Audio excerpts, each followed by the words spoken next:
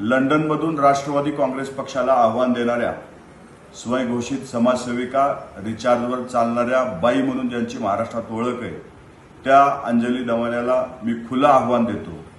17 तारखेला तुम्ही सांगाल त्या प्लॅटफॉर्मवरती मी तुमच्यासोबत चर्चेला तयार आहे. तुमच्या ज्या परदेशवाऱ्या होत आहेत त्याचे स्पॉन्सर, तुमचं जे उत्पन्नाचा स्रोत आहे तेही आपण घेऊ.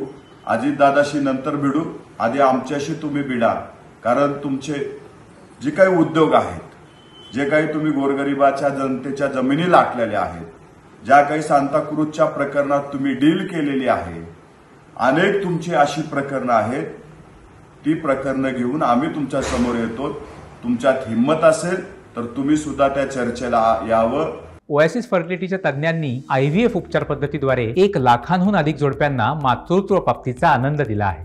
मोफत अपॉइंटमेंट बुक करण्यासाठी आजच संपर्क साधा. आमचं खुलं आव्हान आहे आणि अट एवढीच आहे की चर्चेमधून पळून जायचं नाही. कारण मागच्या 2 वेळी तुम्ही चर्चेमधून निघून गेलात. अंजली दमनिया, तुम्ही जर खऱ्याच समाजसेविका असाल तर तुम्ही माझं आव्हान स्वीकाराल.